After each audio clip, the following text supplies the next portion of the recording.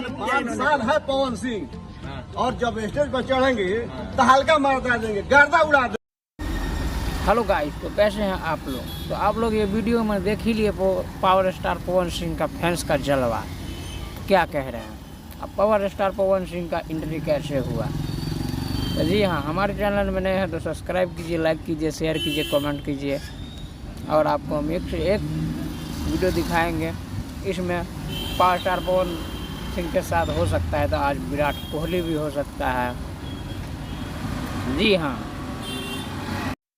आज फिर से लहरेगा डंका, लॉलीपॉप लागेलू फिर से आज आने वाला है।